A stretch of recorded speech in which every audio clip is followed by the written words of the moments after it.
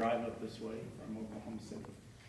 And we've been putting a lot of miles on. I know that you've been putting a lot of miles on because I see it everywhere I'm going. And Michael and all the people are working hard to get out there and meet people, especially the ones that don't have the big money behind them, because we really realize that our only hope is to get in front of activists, to get our message across to you, and then for you to take it from there. That's my only hope to win. To go up against a city governor with a $2 million campaign war chest, a lot of people thought it was just a big waste of time. But I tell you what, nothing I've done in this campaign is a waste of time. Because I get to get in front of people and talk about the message of liberty, talk about returning our government to its principles that it was founded upon. And what I get to see is that message begin to light up and take fire in the minds and the hearts of the people that I'm talking to. Now, will it be enough? Will this work that I'm doing right now be enough to win me an election on June 24th? Well, I don't know.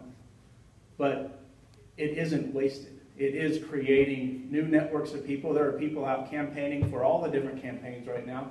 And when they did that, they created new networks working together. They got to know each other. They shared their beliefs with each other, and they began to share their beliefs with the people in their community. And what that does is over time we're going to change our culture. It might not happen on June 24th, but it's going to happen eventually if we keep working at it, if we keep pushing forward with the message of liberty, with the message of limited government. And that's what I plan on doing. That's why I'm doing this campaign, and that's what I continue to do. It's been nothing but a great joy to go out and meet people, to see those people get excited about the message, and to also meet other candidates that are out there that are running really not because they're looking for power, not because they are, not because of any other reason, but because they see a government that is offending their core principles, and they want to change it, and they want to get out there and spread the news and do something about it. And that's what I see in our government. You know, we talk about our government that is printing money. Literally, when they print money, it makes the money you work for worth less. So it is a tax. It's a hidden tax on your money. Dr. Crow's exactly right. Milk that's 50% more or 100% more than it was 5 years ago is the same as the government taxing you that much money. Because has your paycheck gone up that much? Have you had a 100% raise in your paycheck in the past 5 years? I haven't. I mean, it'd be nice, but so that is eating into our ability to live.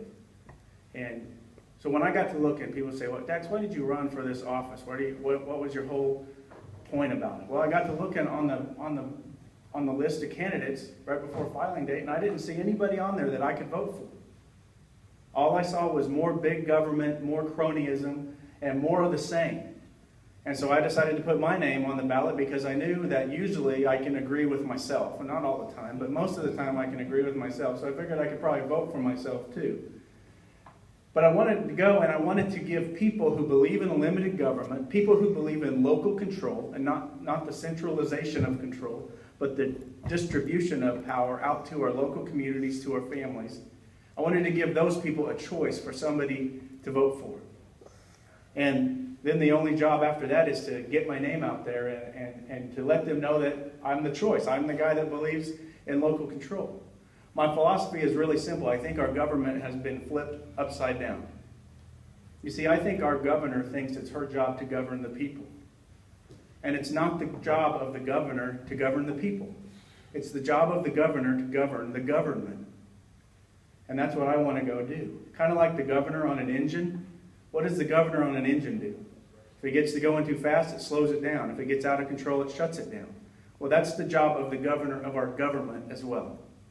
But what we have is the opposite. You see, if you elect me to be governor, it doesn't give me any more power over you than I have right now. Because there's no magical transference of power that happens when you elect me over you. I'm still a human being. I'm still just like you. I have the same rights that I had the day before the election. But what it does do is give me power over the government, which is an institution that we have created together as people, and we want to manage it a certain way.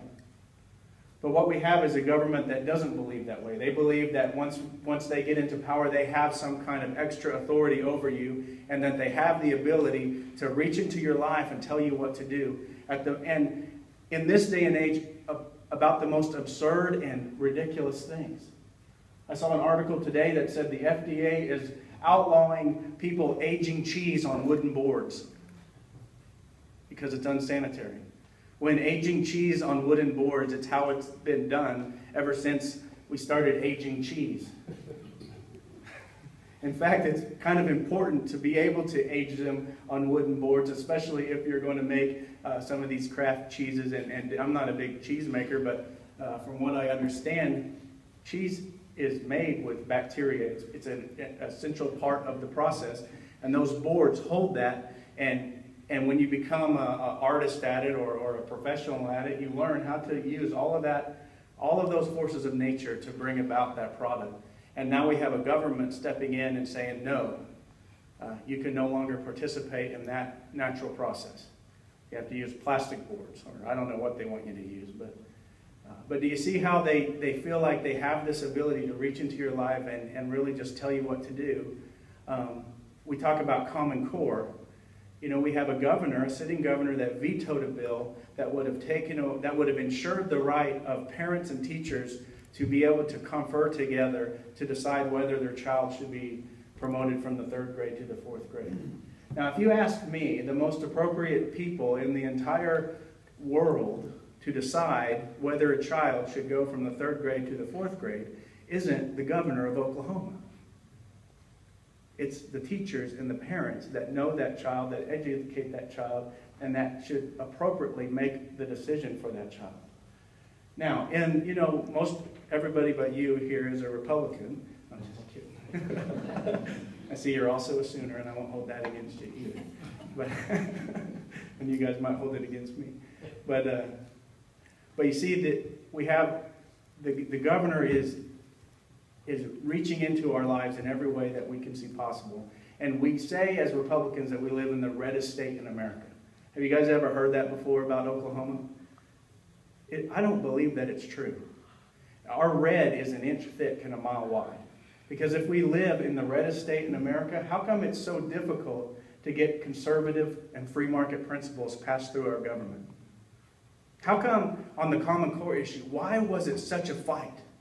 I mean, I know some people from around this area, moms that took their kids out of school and spent hours on the road and down there at the Capitol, fighting and fighting and fighting to finally get a measure crossed that really I don't even like what they were able to get done, but it was what they were able to get done with the people that they were working with in our government. Yet Common Core is such the opposite of conservative principles that it should have been a no-brainer. It shouldn't have even come up. We shouldn't have even had to worry about it. But as it turns out, the only thing that was effective in getting our so-called representative government into doing this very common sense thing in our state was to threaten their power because they don't have any principles. Somebody asked me the other day, Dax, what do you think the most important issue facing the state of Oklahoma is? You know, when somebody asks you that question, you want to give a really smart answer like, well, I think it's the, economics, and I have this plan and I do all this, but really it's not any of those complicated plans. It's not any of these things. The most important issue facing the state of Oklahoma is that we need principled people running our government. We need people that we can count on to lead and to act according to principles and not only according to threats to their power. The only reason Governor Fallon signed House Bill 3399 was because we threatened her power. If she would have vetoed it, I would have won the election hands down. And I'm a nobody. That's how unpopular it is. A guy that isn't taking campaign contributions other than gas money for his campaign would have beat her next week or 2 weeks from now. That's why it's important, it's important that we are activists and that we do go up there and stop them from doing what they're doing. My campaign slogan is stop it.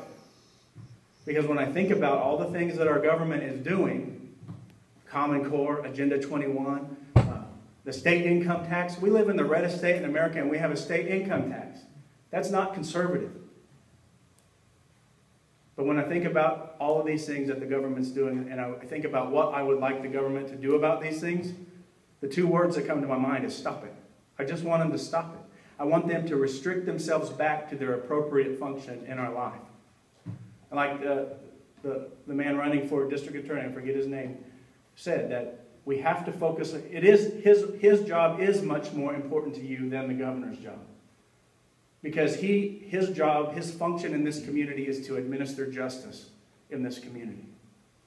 And that is a legitimate role of government, and that one that we must refocus our government towards and get it out of the business of all these other things that it's got its fingers into, like telling us how and when and where we should age our cheese.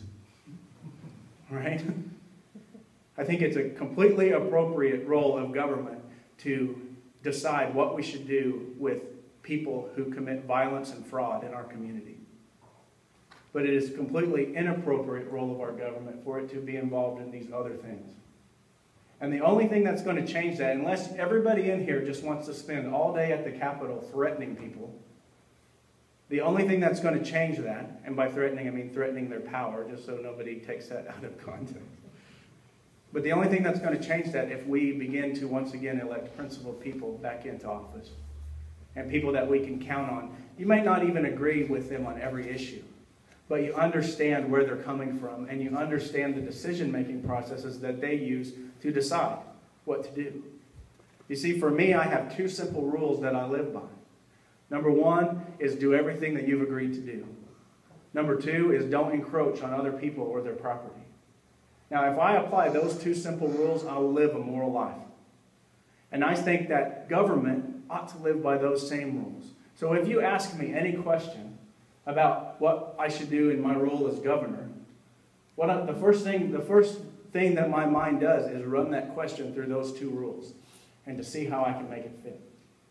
Does that mean I want a much more limited government than we have today? Absolutely. I want a very limited government. Does that mean if I were elected governor in November that I'd be able to snap my fingers and have that limited government? No, it doesn't. But it does mean that from that position in the executive, I can set a vision forward in the halls of our government and encourage people with that vision to begin to enact the principles of limited government, the principles of an appropriate and a government that reaches appropriate into our life and doesn't participate in all these inappropriate overreaches of their power. And that's why I'm running. I want to see that change happen. I want to see those principles begin to take place in the halls of our government. Now, if I don't win the election, that's okay, because I'm sitting here talking to you and I'm seeing a lot of heads nodding.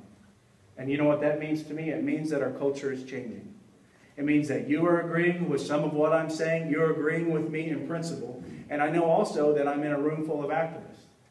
There might not be a whole lot of you here, but there might as well be 10 times as many of you here than there are. Because just like watching the debates, guess what? A lot of you will go home and watch the debates because you're interested and you want to be informed voters. Now, a lot of your friends won't watch the debates, but you know what they'll do? They'll say, tell me what you think, won't they? Because they know you're the activist, they know you're the one that informs yourself, and they come to you for that information about who to vote for. And so talking to a small room full of activists in a lot of ways is a lot more effective than talking to a big crowd full of people who may find every other excuse not to show up to the polls. Or if they do show up to the polls, they're coming only informed with what they saw on the television. I would much rather you take what you know, take the passion that's in your heart for our country, for your community, and communicate it to your friends and change the outcome of an election that way. It may not happen in 2 weeks, but it's definitely going to happen in a short amount of time if we'll all do it. Because the other thing is that we have technology available to us today that we've never really had available to us before. Our ability to communicate with each other is never before been seen in all of humanity. With Facebook, with email, with YouTube, with Twitter, with all of these different ways for us to tell people what we think and to point them in certain ways, a lot of it's kind of overwhelming, and a lot of it's just used to look at cute pictures of cats and stuff like that. But, but when you make yourself known as an activist, when you make yourself known as an informed voter, and you have at your disposal, at the few clicks of a mouse, a platform by which your friends and family can see you make those decisions and see you expressing those opinions, you have the ability to change your culture. You have the ability to change the outcome of an election in your town. We can now, once again, have a citizen legislator. That is what our country was founded on, was not this professional class of politician. You know, when I first filed it, the reality of everything very quickly set in about all of the little things that you hear about words like professional politicians, and all politicians care about is campaign contributions. And as I go through this process and do it, you know, the way I'm doing it, all of those things become very, very apparent. It's so true. In most races, not speaking of any of the candidates represented here, but in many races, especially the higher priority races, most people have to quit their job, create this whole other company called a campaign. Okay?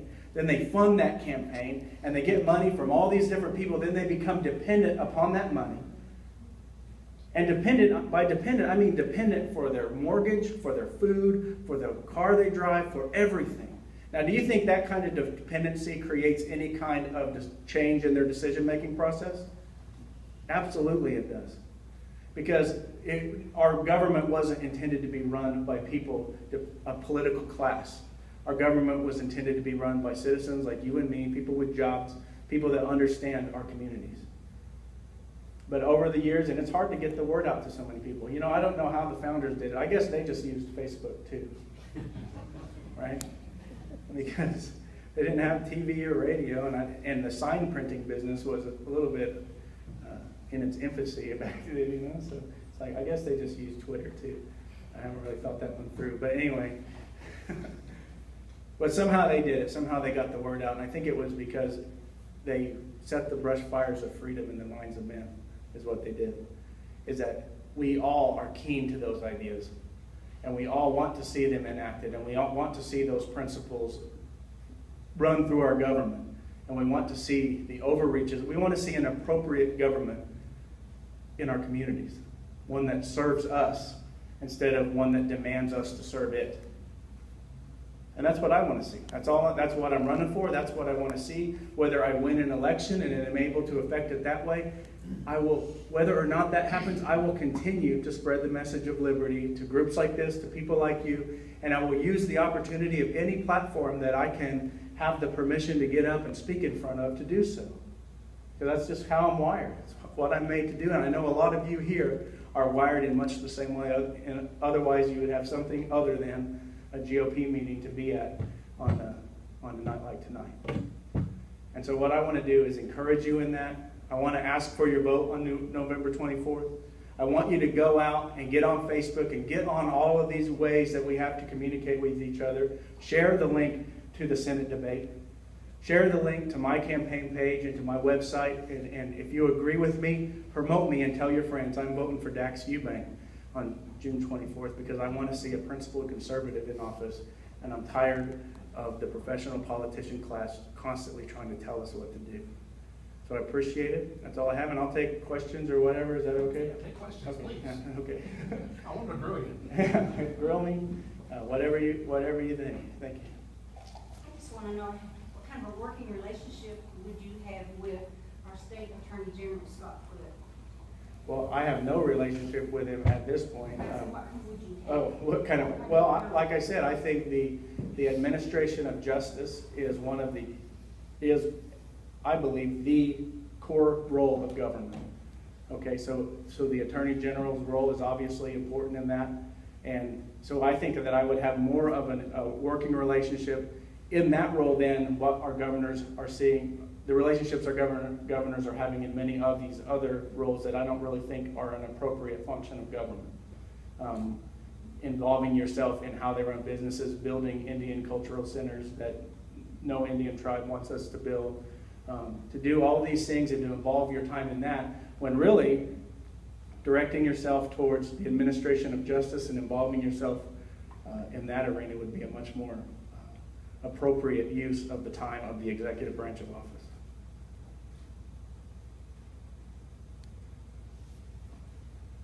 So, you're applying for the job of governor, so I'm going to ask you some questions that I would ask anybody who is applying for a job from me. Sure. What are your qualifications? My qualifications to be governor of the government is that I have been governed by the government. And I've run businesses, I've done all that. I can give you all the same qualifications that every other candidate gives every time you hear them give a speech about what they're qualified for. Okay? In fact, you hear it so much that you're like, okay. But the fact of the matter is that I'm not running to be the best runner of a business. I don't think the government should be run like a business. I think the government should be run like a constitutional republic, because that's what it is. Okay, but that's our present government that we have right now is like a corporation. Okay, it's like you're applying for a job to be Sure, CEO absolutely. of a corporation. So let me tell you what the job of a CEO is in most corporations. The job of the CEO is to set the vision and the direction of the company, and then to direct people within that company to accomplish that vision. Okay? The job of the CEO isn't to micromanage and have intimate knowledge of every detail and every dot and every tittle of what's going on in his company. The job of the CEO is to set the overarching vision and direction of the company and to empower those that are working for that company to accomplish that vision. And that's what we don't have in government. Or we do have it, actually, but the vision and what they're trying to accomplish is radically different than what the vision that I would try to accomplish as governor would be. The vision that I would try to accomplish would be a limited government, one that pushes control out to the local communities and decentralizes control from the core. That's the vision I want to put in place as the CEO, I guess, of the corporation of government. What I want to see is a vision change, a direction change. And that's what happens at the executive level, is that's where that direction is set. And that's what I plan on doing. I appreciate you coming out, Dax, but a lot of the things you're saying are platitudes and big picture ideas. Yeah. Because it's a big picture office. It's an executive office. It's a visionary position. That's what it is. It's about big picture. But you need to also give us some specifics. Why should I, just because you have some good sounding ideas, why should I hire you to be CEO of a state that has 70,000 employees? Well, because do you want to see the principles that I espouse championed from that position? Or do you want to see the principles that are currently being championed from that position continue? That's why. You have the skills to implement that. You've got 70,000 people. Oh, how do we know? I mean, you don't. You have to trust me. No, that's why I'm asking you these questions. What are your qualifications? What's your degrees? Well, how long did you run a business? Why did you business? Sure, I can understand what you're saying. I have a degree from Oklahoma State University in business, in running business. I've run businesses in the past. I will currently work for Integris Health. I'm an IT architect. I designed the computer infrastructure that stores and maintains and delivers all of the radiology imaging information for that hospital. Approximately 3 million studies. We deal with, we do approximately 500,000 patients a year. It's a big deal. And what I like to tell people is that I have a lot of experience implementing logical systems into politically motivated, chaotic, bureaucratic situations. That's what I do in my profession. That's what I've always done.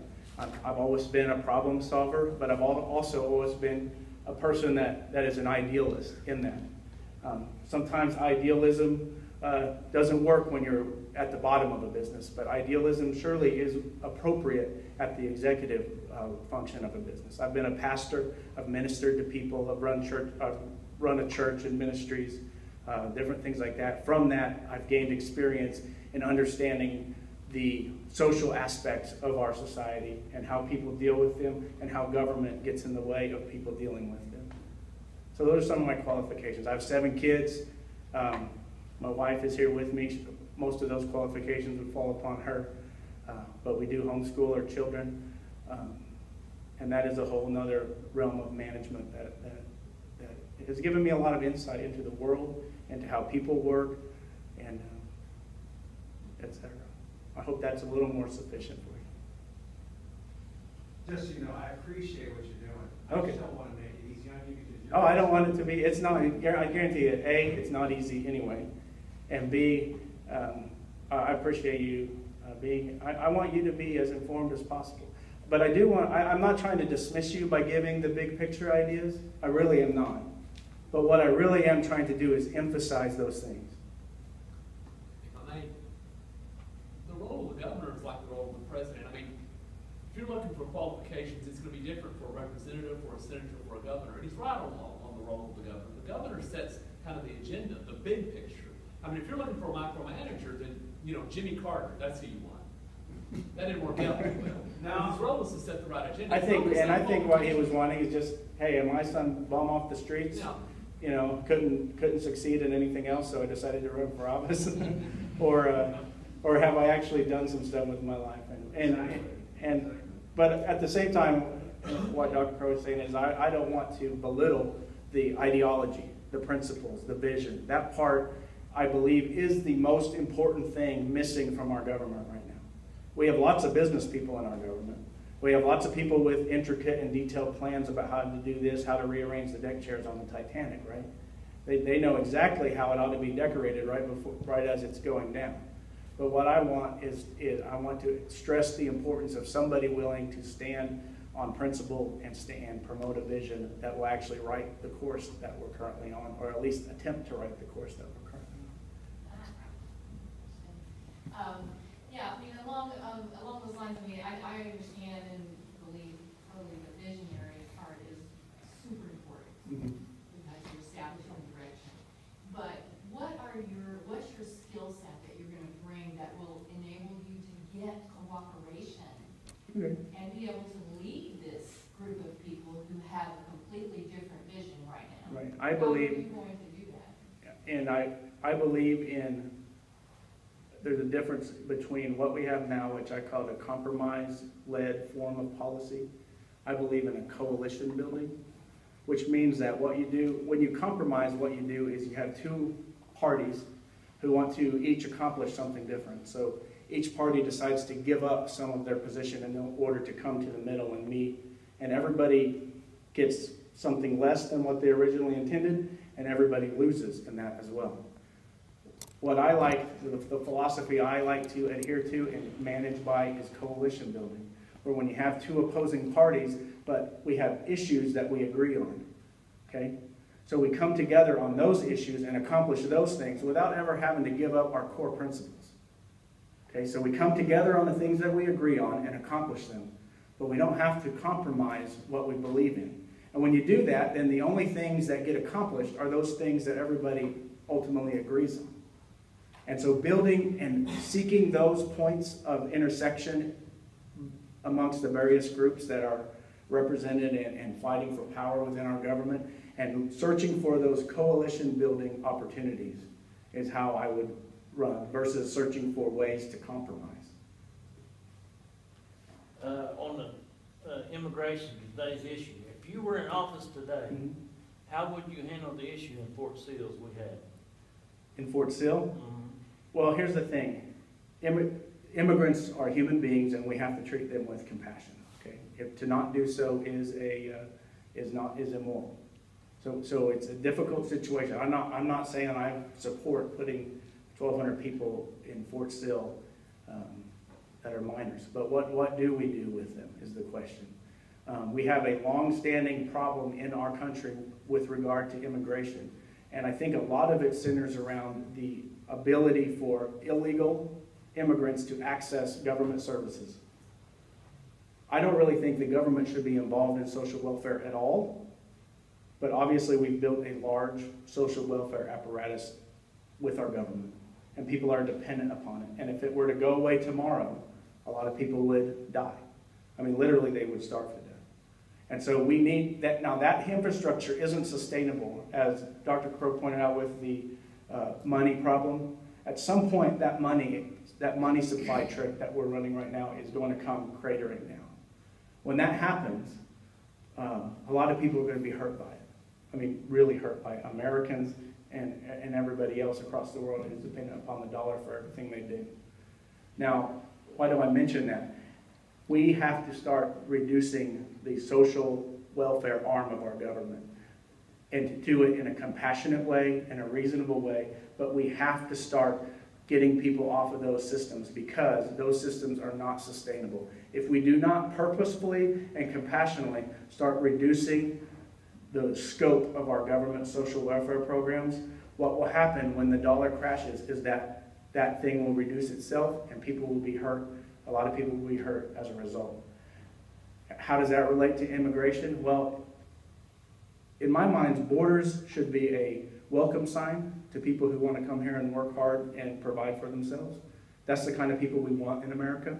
People that have a work ethic, people that have family values, people that provide for themselves. Borders ought to be a warning sign to people that want to come here and live off our social welfare systems, use our social services, commit crime, commit fraud, commit violence, and do things like that. I think if those policies would change, then what would happen is the demand for people just coming across here to take advantage of our all of those services would stop. And some other policy changes along with that. We have to look at our drug policy. The prohibition of drugs has created a war on our southern border that is violent, that is causing an increase in all kinds of violence along there. And by revisiting our drug policy and implementing a more appropriate drug policy, we can take the demand away for that traffic across our southern border. We do those two things, and as governor, I can't really do a lot about our southern border. I mean, it's not even our border on our state. I'm talking about the state. Yeah, exactly. But and that's what I mean. In the state of Oklahoma, though, we can implement policies that discourage that element that would immigrate here to, or that would come here to basically subsist off of our social welfare programs, and which is the ultimate drain on our economy anyway. It's the big problem with it. We could also affect by changing and having a more sane drug policy. We could affect the criminal element that comes in from our southern border. And ultimately, that's what we want, is a population full of people that are peaceful, hardworking, and don't want to defraud other people. That's the goal that we're going for. We're not trying to exclude people because of their race or because of any other thing like that. What we are trying to build is a society full of people who appreciate justice, who appreciate living in a land that is run by law and not by... You can't have a hard and fast answer to a chaotic situation because it's difficult to apply principles to it. What you have to do is look at the root of the problem and begin to solve it from there. And then these chaotic situations that are happening like this, bringing a busload, that's more than a busload, but bringing all these kids into our town, believes in the rule of law, and we will execute that law accordingly. We want moral, hardworking people in our country, and that's what that border indicates. I know that's not a popular position among many people, but like I said, I'm going to apply my principles consistently, whether or not you agree with them. What I want you to understand is that's how I'm going to apply it. And what I want you to consider is this. If you were to approach me or to come to the governor's office and we were to sit down and have a conversation about this very issue, I am not going to approach the conversation from the premise of how can I maintain or increase my power, which is how the conversation happens when you go to the Capitol today. I am going to have the conversation with you based on the premise of liberty as I understand it and the principles that I've explained to you. Now, I think that by doing that, you and I could create coalitions and create solutions that actually work to benefit everybody versus just creating the divided, rhetorically charged environment that we have in our politics today. I don't think anybody wants to be mean to any other human being, ultimately. And if they do, I don't want to deal with those people. What I want to do is find reasonable solutions that are compassionate and that respect the rule of law in our communities. Yeah, correct me if I'm wrong on numbers, but how would you resolve as far as the poverty levels in Oklahoma? My understanding, I think numbers was last I heard was there was 43% of the population that were at poverty level or below. And I was wondering what your vision would be or thoughts on that. Well, I believe that that people don't want to be poor. I have a friend, a dear, dear friend, who was raised in Bridge Creek, Oklahoma. And as he went through school, he came from kind of an abusive home. He was told that he was stupid. He basically told me that he repeated the first grade for all 12 years of his schooling. And when I met him, he was about ready to kill himself. I met him as a pastor. And I loved him, and I spoke some encouragement to him and helped him to turn his life around. But he always told me that he couldn't read. But he could read just fine. But he believed that he couldn't read. And it kept him from doing a lot of things. His learning disability enabled him to receive a disability check from the government of $700 a month, I believe. And he was allowed to earn on top of that $700 a month. And now I told my friend, listen, the oil field is booming out where we're living. I can get you a job that can make you, $2,500, $3,000 a month, easy. And you don't even have to be good at it. I mean, you're an able-bodied person. Come on, we can do this. He was so afraid to lose that guaranteed $700 a month that he wouldn't step out and take a job that he knows he could do that would bring him in $3,000 a month. Now, I bring up that experience because to show you the mindset that social welfare of poverty that it puts into people. I mean, this guy had a lot of other things feeding that, like the worthlessness he felt from the way that he was raised. But that guarantee, he would rather have a guaranteed $700 a month from the government than to go out and get a job and get $3,000 a month that he had to show up and work for. And now, he would show up in those poverty statistics. How many more people would show up in those poverty statistics? We have a systemic problem in our country that people are dependent upon these social programs. Our government is intrusive and overbearing in our business environment to the point that it makes it difficult to hire anybody. I mean, do you know why people want to hire undocumented workers? Because there's less paperwork. I mean, if we could all be undocumented, right? And taxes. Yeah, and taxes, all of that, they don't have to deal with it. Cheaper wages, the whole bit. And why? Why is that? So that incentive to hire undocumented workers is created by who? The government. It's by bad policy that is bad for business. And so what we need, and it's because it's based on a different principle of government than what I am suggesting here tonight. I'm suggesting that we have a principle of government, of a limited government, of a government that focuses on the administration of justice, of punishing or keeping people from committing acts of violence or fraud, but otherwise generally lets people do what they want. And I think that when you do that, has anybody in here read the book, The 5,000-Year Leap? If you haven't read that book, it's a great book, but it basically explains to you what happens when you release liberty amongst the population. What happens is an explosion of wealth and innovation and prosperity that is incredible. What happened in the American experiment, more wealth, more prosperity, more happened than the 5,000 years prior to it in the last 200 years. And so my answer to your question, how do we solve poverty? Well, the government creates poverty.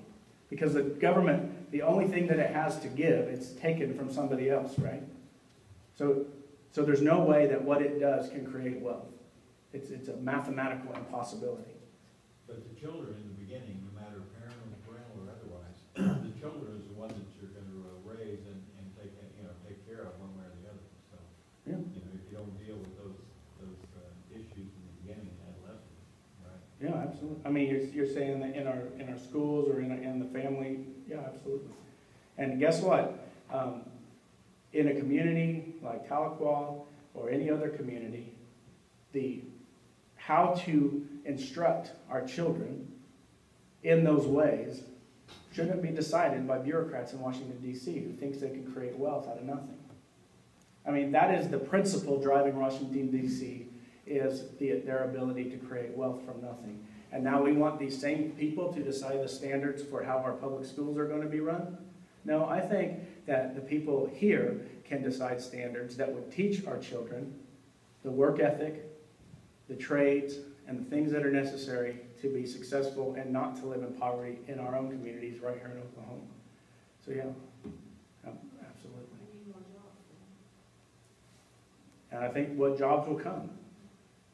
That's how they come, because they come through innovation, they come through competition, they come through people needing to go out and make things happen, and being free to go out and make things happen.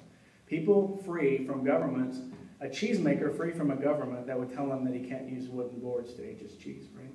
Do you think that ruling could cost any jobs? Do you think it could keep any businesses from starting up? Making cheese is something that a lot of people could figure out how to do, but not under the regulations given to us by our federal government. Yeah, this issue of poverty and dependency is a huge one. I mean, the other party, the Democratic Party, this is the thing that they have pounded into people's heads. You know, they're the party of the people. They're the ones who care about the people and take care of the people. And I think, you know, what we have to have is an alternative. I mean, a hand up versus a hand out, but a very clear message. I mean, that was done at one point with some of the training programs. If you were in need, you know, you'd go to the training classes and you could get the assistance, and that was only for a certain period of time, and they would shuffle you around until they found a career that was suitable. I mean, I don't know that that's exactly what we need to do, but we need to have a very clear path, because people are terrified of giving up. Right, and guess what? It's understandable. I would be too. Listen, the reason that the system is created like it is because there's political power to be had by having the system the way it is. Okay? Political power comes from dependency. If I were to begin to pay your rent and you became dependent upon me for that, then I would have a certain amount of power over you, wouldn't I? Absolutely, Yeah. but you can't just cut them off. Absolutely. And they will not vote for you. Yeah, I know. No.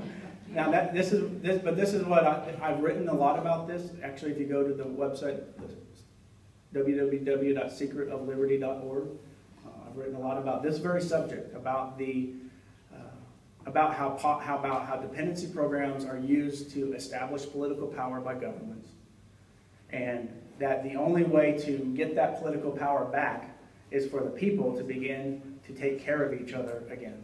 I understand that, but still, it's like, you know, you gotta have a path. Exactly. And that's. You know, laid out in the way they- our founding father, John Adams, said that he has a famous quote that everybody's heard, and I think they misuse it a lot, but he said that our Constitution was really made for a moral and religious people, and that it's wholly inadequate for the government of any other. Now, there's a lot of reasons why people think he said that, and they use it to promote some pretty narrow-minded ideas about what government is for. But one of the reasons that I think that he said that is because our Constitution does not give the federal government any power to have social welfare programs. Because in his mind, that wasn't the role of government. In his mind, a moral and religious people take care of their poor. Okay? A moral and religious people take care of those who can't take care of themselves. I'm a Christian, and the man I follow, Jesus Christ, commands me several times to feed the hungry, to heal the sick, to do all these things, to care for the widow and the orphan, right? But we've abdicated that responsibility to government in the past 100 years. And by doing so, we've also given up the political authority that comes from that transaction of charity. So the government now rightfully holds that power, because they're the ones that are feeding the poor. The problem is the government also, on the other hand, has a sword, doesn't it? And it holds the power of violence and of coercion and the ability to force us to do things. And like you pointed out, the poor are not going to vote against that system because they can't. And I don't blame them. They can't do it because they're dependent upon it. And so when we see the government abusing the rest of us, one of the reasons that we don't step in and say, stop it, is because the hand that's punching us in the face is also attached to the body of the hand that's feeding us, right? And we can't afford to give up the food, so we allow the coercion, the violence to continue. So as something I'd like to encourage you tonight, hey, whether I win an election or not is irrelevant. What is more important is that if you understand that the method by which our government holds power over us is by the means of social welfare and the dependency created therein, then I hope that would motivate you to create systems that take that burden off of the government. We can do that in our society. We can do it in ways that have never been capable of being done before. We have technology. We have an ability to find out about needs and meet needs in ways that do so appropriately and that at least fracture the dependency. So right now, all of the dependency of all of the dependent class is in one entity, federal government, for the state governments, right? The government. However, if we were to begin to go through our churches, through our civic organizations, through these private means and begin to really take care of people, that political authority would then fall back upon the people where it appropriately belongs. The poor are not going to vote for that until you show them that you're going to take care of them. And that's the bottom line. So do you have a plan in place for I don't have a plan in place. It's like I said, I'm a visionary. So so what I mean by that is I haven't gone out and said, on this day I'm going to do this, on this day I'm going to do this, I'm going to spend this money on this, on this, on this. But what I do have in mind is to look at those programs and then to start to court the private sector and say, how can we do this better than the state? And how can I incentivize you to take over this role of social welfare in a way that is superior to what the state is doing? Because I don't want to pull the rug out from any person. How can I incentivize the private sector to take over this role of social welfare and to get the state out of it so that we can begin to see our government shrink back to its appropriate role? You know, look at Chesapeake Energy, right a few blocks from where I used to live in Oklahoma City, is building a brand new Salvation Army Center that houses drug addicts and different people that need a place to live that's safe, that they can get clean on, you know, that kind of place. Everybody's familiar with it. No government involvement. I mean, I'm sure there's some tax incentives to do that. I would encourage that kind of thing. Because what that does is it takes the dependency of the poor off of the government and places it onto the private sector. And when it does that, the private sector gets the political power back. And if we do that on a large enough scale, that's how our country was founded. That's where all of the success that we live on today came from. We are still living off of the bounty of wealth created by our founders when they put this country into a place like that in the first place, even with all the mistakes they made doing it. And I believe that if we can get that mindset